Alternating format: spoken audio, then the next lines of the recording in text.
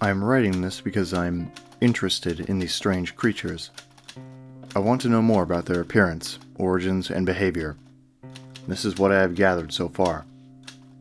Little is known about the mysterious creatures that seem to haunt dark and abandoned areas of the world. Also known as the false prophets and demonio pasadilla in Mexico. Accounts of these creatures following people have existed as far back as the 1970s. Although apparent sightings have cropped up all over the world, the description has been strangely consistent. A small, humanoid creature with a large head and skull-like face.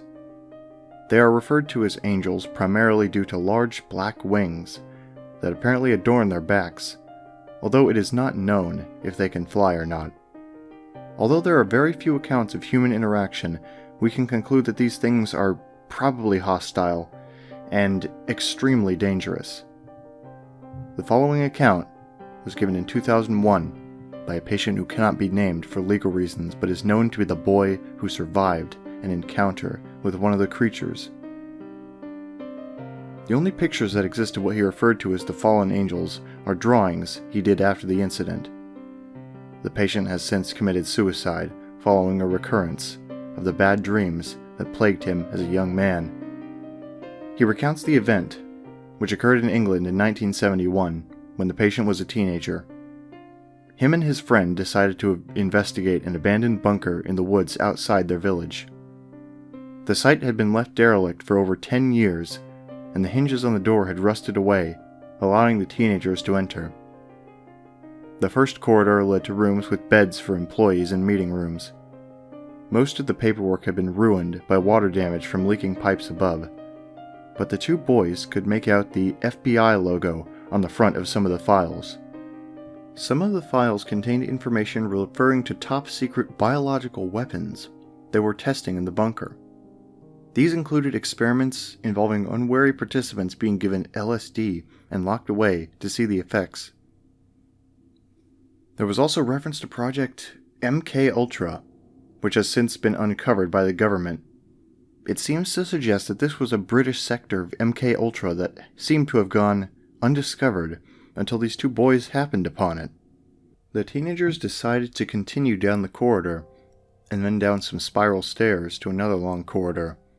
After some time walking, they came to an area which looked suspiciously like a prison. They then saw why the bunker had been abandoned. Claw marks could be seen on the walls and ceiling, and some of the cell doors had been torn open by something. As the two boys walked along the corridor, they saw graffiti on the walls. They were in a different language but have since been translated to "please for help." Whatever was down there had been sending the scientists mad before it broke out. The boys turned a corner to find a large control room. They entered and found it looked into a big room with no form of lighting inside. The room had since been flooded, and glass lay all over the room, indicating that whatever was kept there had been broken out.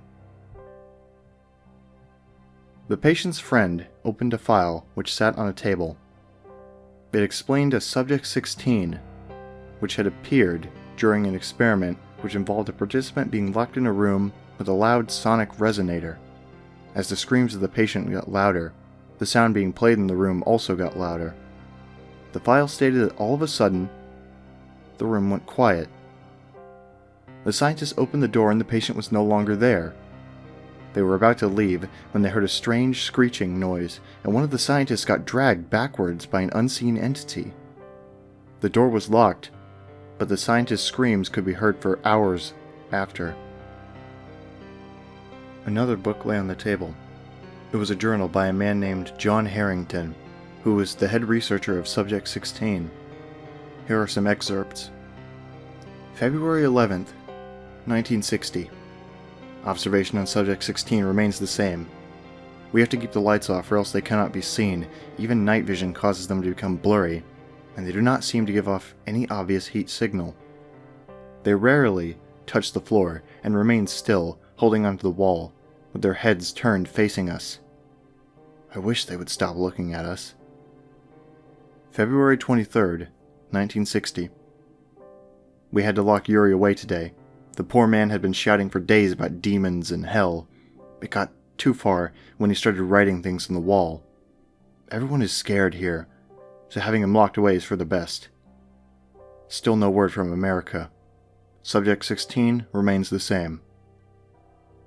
March 4th, 1960. I, like most of us, have been suffering from bad dreams. They have all been similar. I'm in a dark corridor running away from something. I can hear it behind me, clawing its way towards me. I wake up before it gets me. I talk to the guys. They've had similar dreams. Subject 16 remains as ever, the same. We hardly go in there anymore. Something is just wrong about them. What? It's like they're not from this world. March 8th. These aren't angels. They're the devil. Stop laughing at me. This is our fault. All our fault. One just moved. That was the end of the diary. The boys, clearly frightened by now, decided to leave. However, they now felt like they were being watched by something. As they walked out, the lights began to flicker, and they started running. They suddenly heard a horrible screeching noise, but couldn't see anything behind them. As they got to the entrance, the light went out. One boy got grabbed and pulled back. The other turned around and looked into the darkness. What he saw dragging his friend away, he would remember forever. The pictures in this article have been taken by the police when searching for the missing boy who has never been found. In addition, sightings of the so-called fallen angels have cropped up in parts of America, reportedly where human experiments have also been performed. This drawing was done by a hunter who saw the back of one in the forest near an abandoned lodge. Since then, sightings have been reported as far as Germany and Mexico, but only eyewitness accounts and drawings have been given as evidence. Whatever the angels are, they cannot be seen under any form of light and seem to dwell in places that have been abandoned or left derelict.